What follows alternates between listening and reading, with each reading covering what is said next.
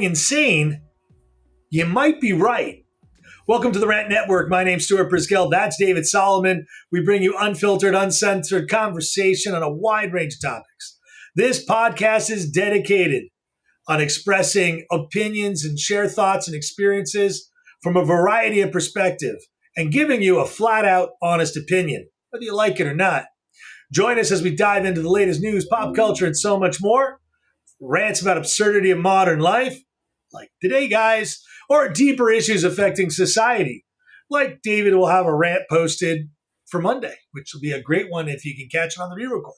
Anyway, sit back, relax, and join us as we talk about this insanity. You know, when you have the Jean Pierre at the pulpit, the White House, cutting off Peter Doocy in trying to explain how 10,000 migrants were released and then not bothering to answer the question because her binder's running out of answers, or 475,000 Venezuelans getting temporary work papers and social security numbers, which means they get driver's licenses, which means they have two forms of government ID, which means they can now vote in the United States in most districts, or the uncontrollable open wide border that, for whatever reason, no one wants to admit exists.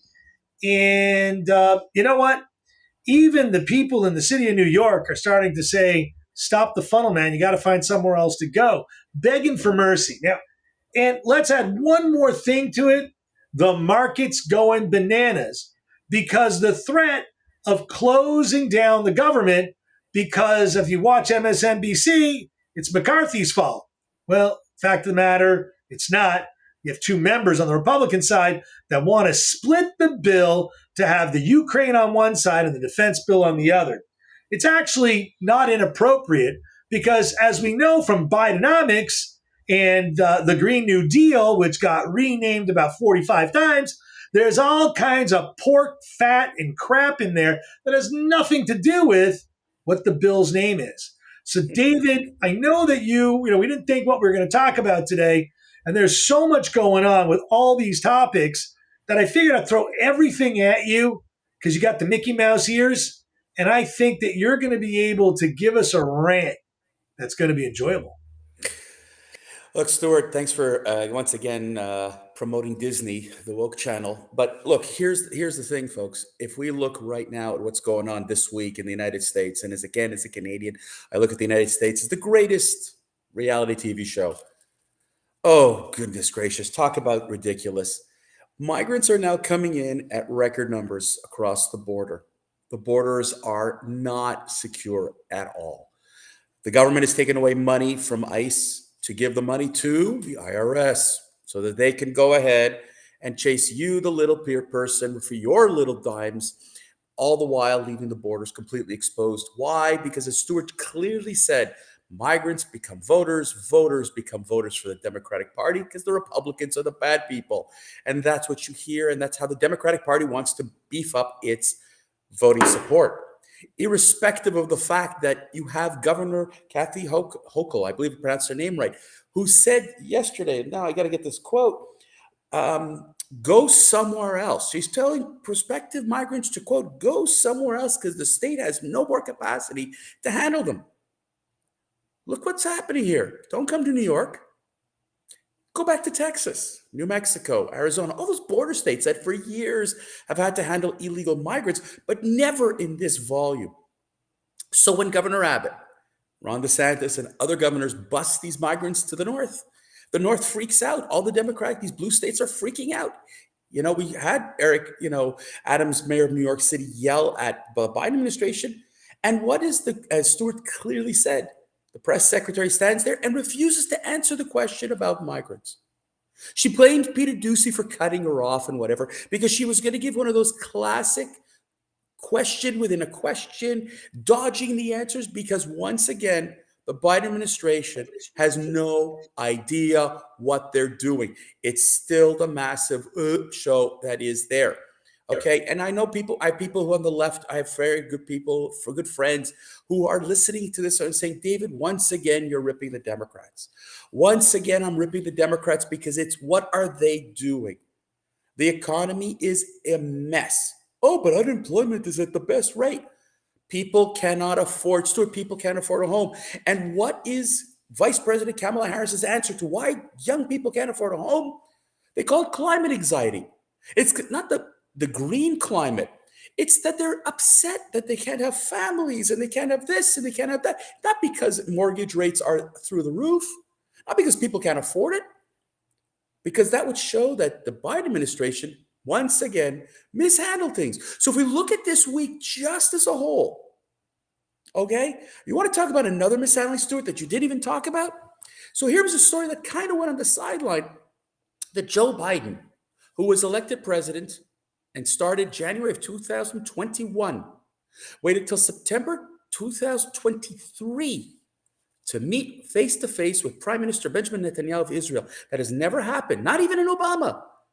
It has never happened that it's 2.5 years for the President of the United States to meet his key ally in the Middle East.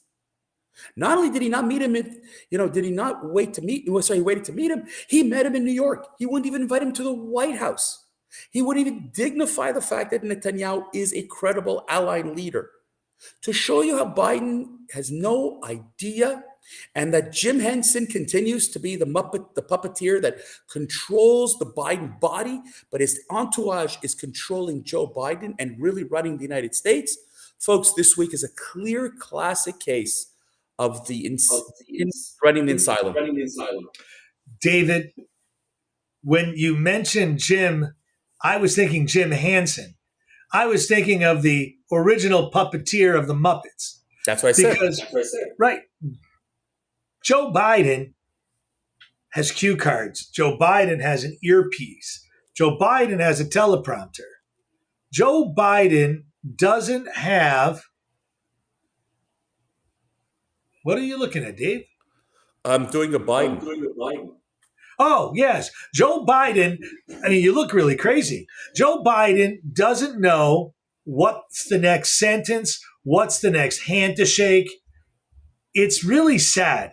You know, David, you've got aging parents and in-laws. And I had a mother that was ailing and aging, and my father's getting up there. He's turning 81. And it's very sad to watch this happen. And David, you and I talk about it offline. We don't really talk about it on the rant, but let's be sensitive for a minute. What they're doing to President Joe Biden is nothing less than abuse. Literally. I mean, I actually feel bad for Joe Biden because I don't think he really knows what 100% is going on around him. Now, a good leader is a good manager, but you can't be a good manager if you don't really know what's going on. And I really think that he has handlers. He's got a little secret earpiece, and it's not a hearing aid either. I don't think he really knows very much what's going on. And Jill Biden, Dr. Jill Biden, the woman who's still teaching, I think I'm going to say shame on you, Jill, the first lady, because she's allowing her husband to be prostituted for money and power. Oh, yeah. She's letting him do this and wanting him to do this. And I think Jill Biden is prostituting Joe Biden to keep making the money because she's still young, strong, and has another 20 years ahead of her and lots of grandchildren, maybe great-grandchildren, maybe at one point. But Joe's done. He literally is the shadow of a plagiaristic, horrible voting record man, because it's exactly what Joe Biden is. In politics, in the Democratic Party, he has the worst record on file. There is no one a longer, worse record. Even Nancy Pelosi's record is better than his. Hard to believe. Nancy Pelosi has actually voted yes for some things that Biden voted no to, like Osama bin Laden. There you go. You know, for a president not to go to Israel, the only Western world partner, is atrocious. Well, you know, Go, David.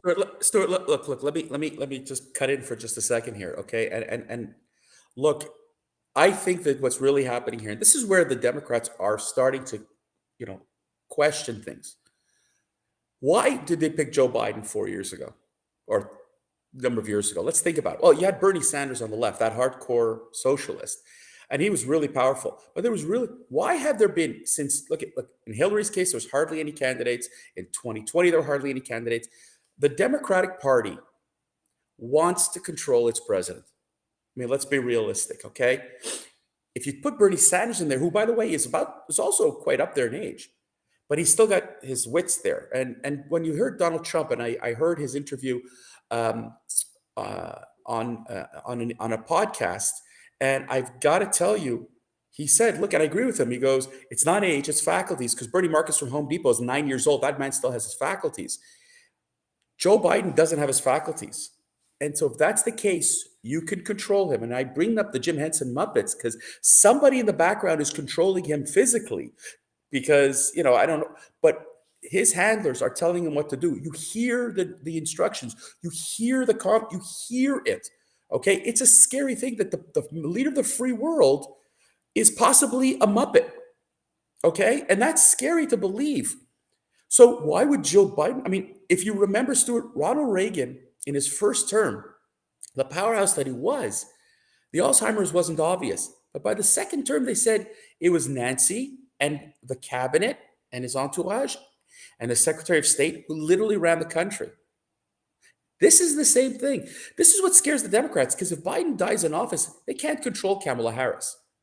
So who can they have in the government that they can control? Because the Democrats, that's not a wholesome party. That's what's scary, Stuart. Go ahead. It's not just scary, David.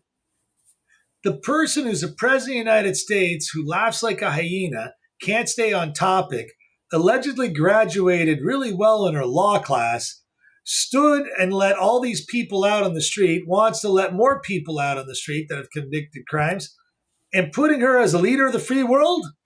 Man, if that woman was alive in World War II, she'd let Nazis run free over the United States. Like, she is, by any definition, an anti-American. I can't say it any better. Girl grew up in Montreal. Mother worked at the Jewish General Hospital, 100%. Mother worked at the Jewish General Hospital. Hang on, at a time when black, white, or mulattoes weren't accepted in the United States at all.